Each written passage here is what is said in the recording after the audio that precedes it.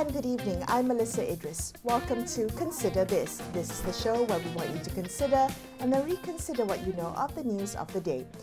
Human Rights Day serves as a global reminder of our shared responsibility to uphold dignity, equality and justice. Now in 2025, Malaysia will take the helm of ASEAN and lead its Human Rights Commission during what is a pivotal time in the region. From addressing the ongoing Rohingya humanitarian crisis to strengthening institutional accountability, Malaysia faces high expectations. So will we rise to the occasion, or will ASEAN's tradition of cautious diplomacy hold back progress?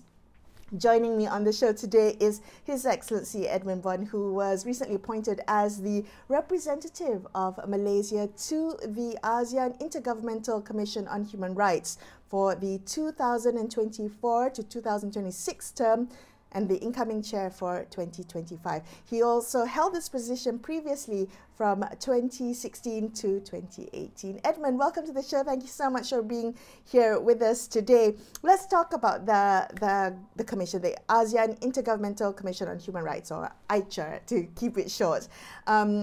It's operating in this region that is known for its diversity and its political sensitivities, making consensus, I'm sure, on human rights issues particularly challenging. So maybe we can start with an introduction to the commission. I mean, for the viewers at home who are not familiar with this commission, can you briefly explain its mandate, how it works, and why it matters, or it should matter, to citizens of the region?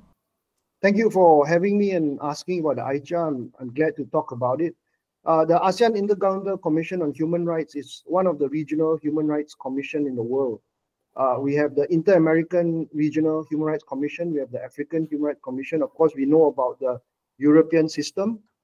So the ASEAN Commission now has 10 representatives. Each country can appoint one representative, and then we rotate the chairmanship according to the year the country chairs ASEAN.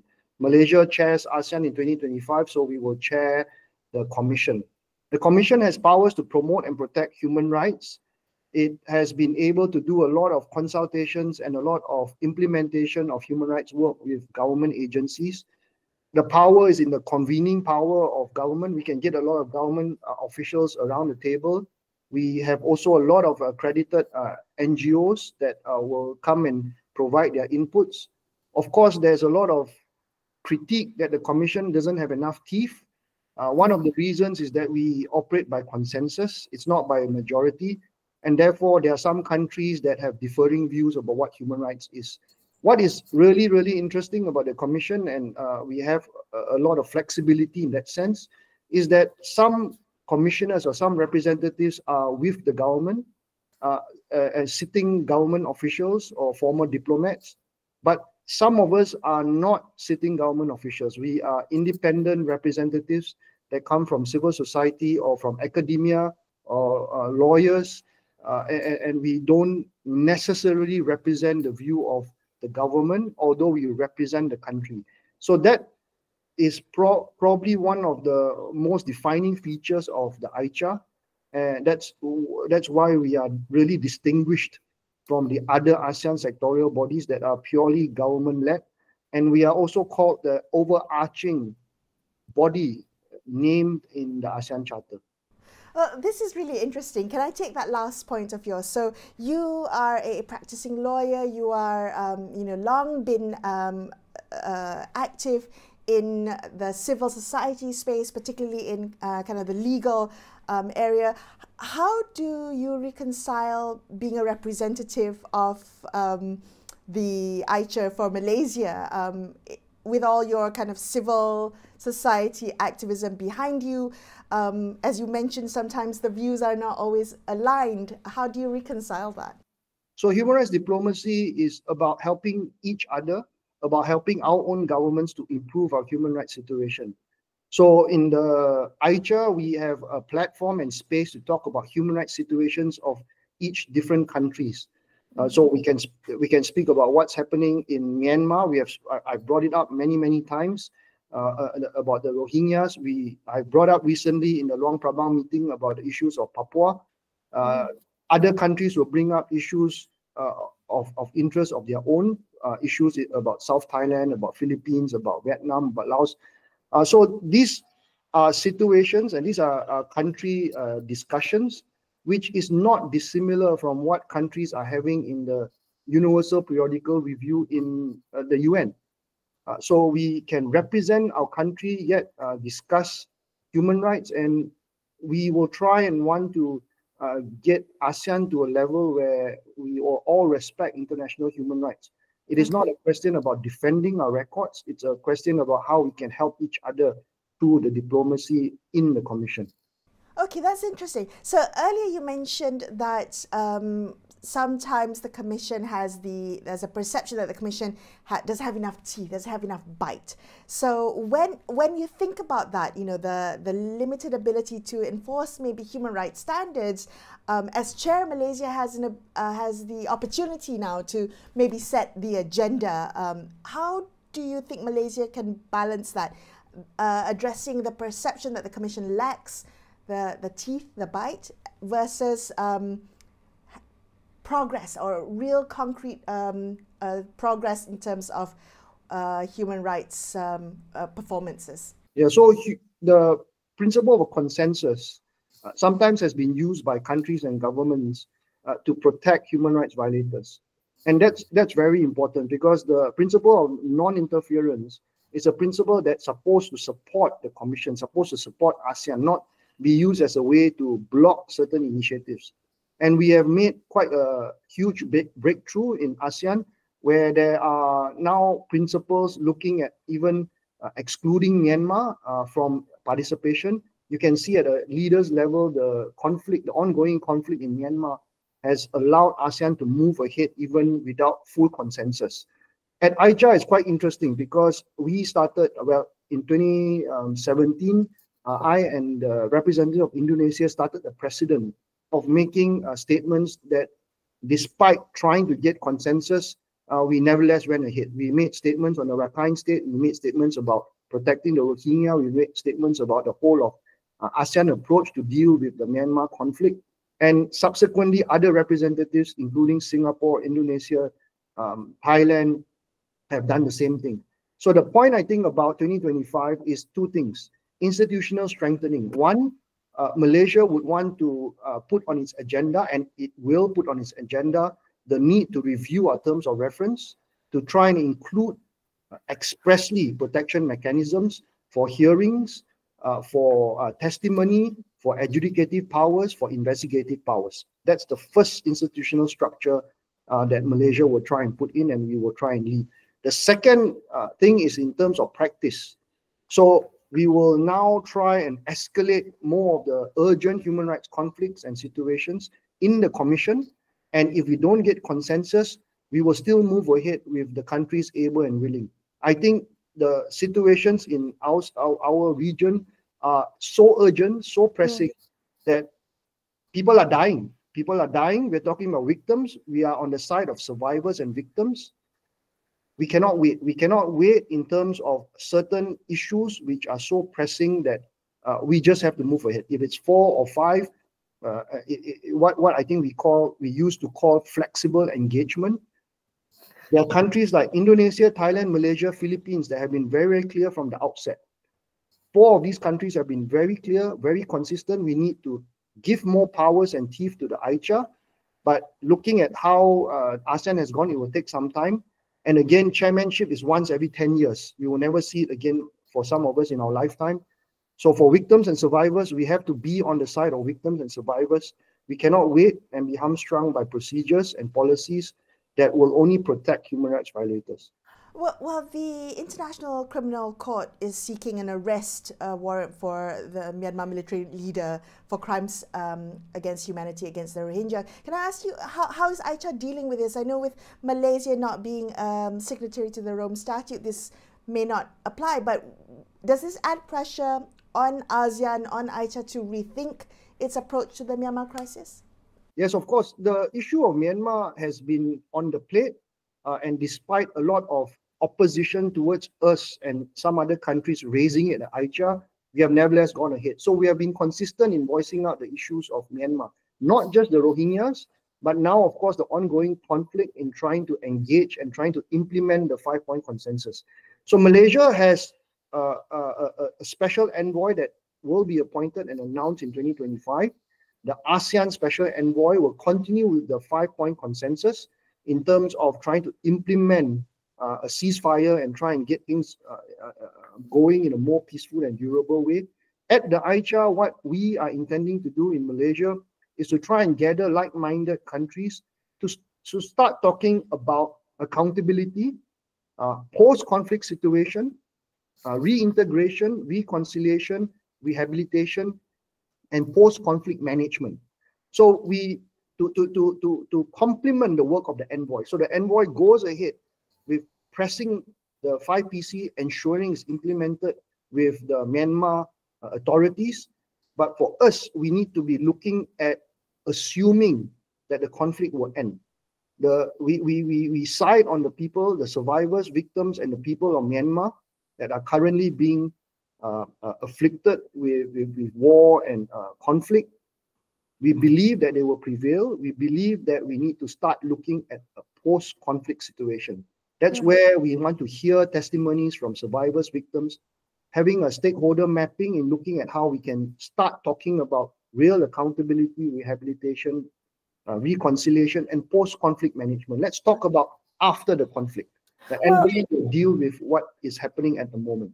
Right. So the Myanmar crisis has become a protracted one. It's become much longer, and I think everyone wants to see the end of it. But it has become, coming into year 5 now, and the 5-point consensus has seen little success since its inception in 2021. So my question is, there's been discussion about the special envoy for the ASEAN chair on Myanmar, that to make that maybe that office a more permanent one, to give it the institution of the permanency of an office, because every year it rotates and maybe there's not enough gains that can be achieved in 1 year.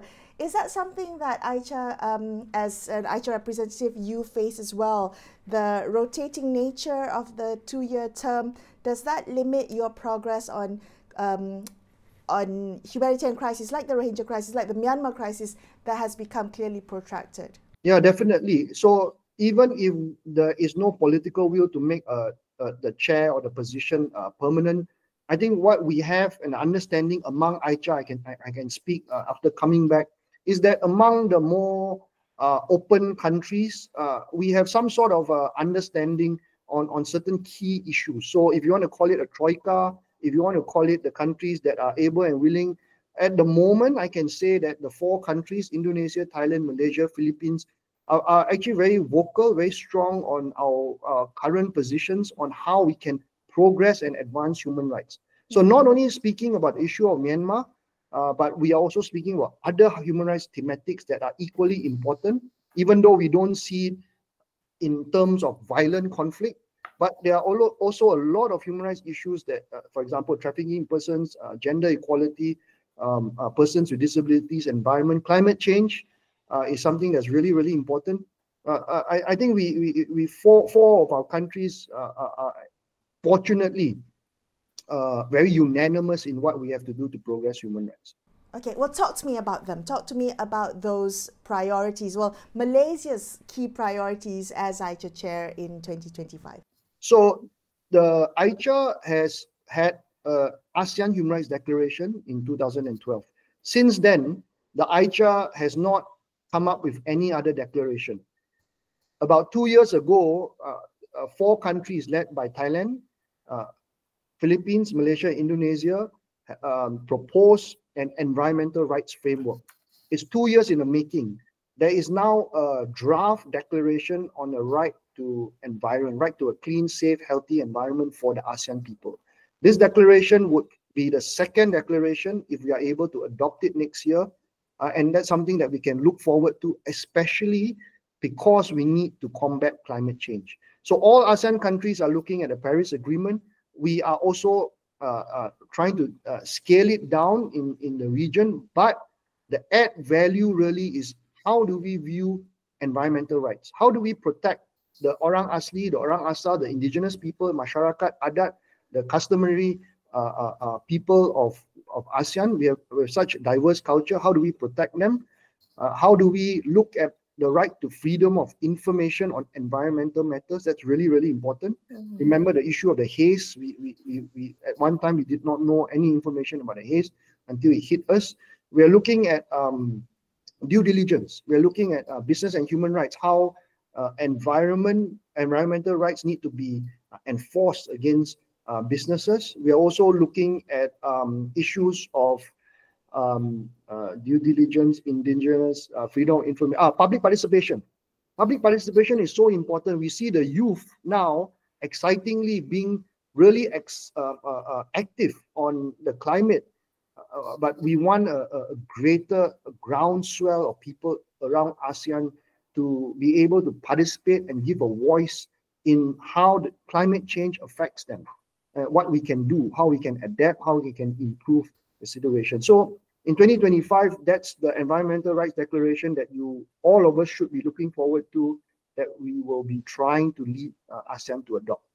Okay, so this is a rights-based approach to environmental protection in ASEAN. This is quite interesting. How do we think about that in terms of having this declaration and making sure that it has implementable human rights standards when it comes to environmental protection? Yeah, so ASEAN works in a very unique way. With a declaration, they will then usually have what it's called a plan of action or a regional strategy or plan of action. Similarly, for the AICHR, we have our terms of reference, and then we have a 5-year work plan. So we will then negotiate not only the declaration, but we will negotiate a plan of action. Now, that plan of action will have details on how governments and businesses should implement that declaration. So let's say, for example, due diligence, or for example, the right of the indigenous people. How are we going to implement it in a very practical way? And how are we going to monitor and evaluate that? Whether we're going to have a commission that receives complaints is still an idea that is being conceived. But at the moment, and I'm moving slightly more back to the AICHR, is at the moment the AICHR has the power to receive complaints. So we have been receiving a lot of complaints, a lot of communication since 2009. It may not have been formalized in a huge mechanism, but in 2025, we are looking to try and enhance it. We want to monitor the complaints and communications in a more stringent way. We want to work with national human rights institutions to try and solve the human rights complaints. We want to provide a platform for friendly settlements or mediation on human rights matters. So looking at complaints and communications is something that some countries are already doing in a very good way, and we want to enhance it. Of course, we don't have powers to say this is a violating country, this government has been doing wrong. We don't have powers expressly to say that, but we can still make recommendations. We can still make general comments on particular issues to say, hey, look at the ASEAN Human Rights Declaration. It protects, for example, the right to a safe, clean, healthy environment. And what this company or this government is doing may not be consistent with that right. So okay, this is something we want to try and introduce. Yeah, so highlighting maybe transgressions against environmental rights, the right for a clean environment. Can I ask you, Edmund? You mentioned that the ASEAN Human Rights Declaration that was back in, was it 2012? That was okay. So it's been more than a decade that this document has been around. So what lessons can you take from the previous document to apply it to this one? I mean, there's a long gap, and perhaps there are some who say maybe that document wasn't as fully utilized as it could have been. Is there lessons that you can take for the environmental declaration? Yes, I think there are two lessons. In 2012, the ASEAN, I think, came under quite a lot of pressure, talking about, asking where is our human rights position. So the ASEAN Human Rights Declaration, I must say, is a political compromise. It's a political document. There are some aspirational goals. There is some additional values of human rights, such as the right to peace, right to development.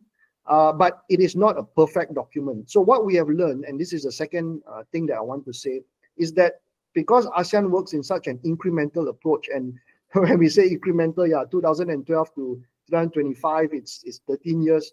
Hopefully, we don't want it to be so long for an incremental approach. But the right to declaration is actually founded, and it finds its roots in the ASEAN Human Rights Declaration. So the ASEAN Human Rights Declaration has Article 28 that says everybody has adequate standard of living, and that includes the right to a safe, clean, healthy environment. It says that, and from that, just that one line, we are saying, AICHR is saying, and AICHR drafted the ASEAN Human Rights Declaration, AICHR is saying, let's clarify that. Because it's only one line. What does it mean? What does it mean to have a safe or clean environment? So we want to then do a lot of programming, get people's views and deal with the environmental sector, and then come up now, after so many consultations for 2 years, with this declaration that can elaborate on that. But I think the real question is, how do we implement it? So I think in the declaration or in the plan of action, we need to start looking at how we can monitor the implementation of it, of the declaration, how states are going about it, maybe through country reports. Like the Inter-American Human Rights Commission has country reports, and we have now in ASEAN what is called the ASEAN Human Rights Dialogue. It's done every year. We will be co-hosting it with Indonesia next year. There we can raise all these cases and issues openly in a platform among ASEAN member states. Okay, so lots to look ahead to next year as we chair ASEAN. I think there's going to be quite a lot of exciting, things in the future. When we think about the specific outcomes, maybe the milestones that you, as the Malaysian representative, while we are chair, consider markers of what would be success. What would you say would be markers of a successful chairmanship of ASEAN, particularly in the realm of human rights? I think there are two things. Before I go into so much detail, I think I want just, Malaysians and ASEAN can judge, but it's not really a competition. I don't want to say what really is success. Let people decide what success is. But I think for me, there are two important markers. The first marker is to ensure that the AICHR still continues to thrive in our work, and it continues to have that platform for people to talk about urgent and difficult human rights issues. Remember in 2009 when we started the AICHR, everybody was just shut down. Nobody was able to talk about difficult issues. Now in 2024, we have a larger platform to be able to speak about it. And of course, the second marker is the declaration that we think that Declaration of Environmental Rights, and then there's the other one I didn't talk about, which is consistent with Malaysia's theme, sustainability and inclusivity. So we want to look at a declaration on inclusive growth and sustainable development to just remind people that we need to emphasize people over profits. And when you talk about business and human rights, we need to also ensure the human rights of people are protected at the same time as companies want to try and make profit. Yeah. And what about you personally, Edmund? If I understand correctly, you are the first person to have been reappointed to this role, right? So you had the term back in 2016, and now you have another 2-year term as we are chair of ASEAN. For you personally, what are you hoping to achieve during this tenure? I think I want to accelerate AICHR's growth. The growth I've seen from the first term that I've come about. Fortunately, I learned a lot in the first term. I don't want to make the same mistakes from that time, but I'm able now to actually use the experience, I think, to accelerate AICHR's growth for everyone. And I think number two, diplomacy is not only about naming and shaming. So we have that with NGOs that do very important work that is now on AICHR's platform. They come to a lot of meetings. They have raised a lot of issues. They name and shame. That platform is there. We want to enhance that relationship. But for us as representatives, human rights diplomacy is about trying to help each other. So there's one model of naming and shaming only. but as another model of cooperation about how we can use our expertise to help other countries and even learn from other countries in how they do human rights programming, human rights work. And I think that's human rights diplomacy for me, and how we can try and progress that in such a way that AICHR becomes effective, active, robust, and relevant. That was His Excellency Edmund Bon, reappointed the representative of Malaysia to the ASEAN Intergovernmental Commission on Human Rights, wrapping up this episode of Consider This. I'm Melisa Idris, signing off for the evening. Thank you so much for watching, and good night.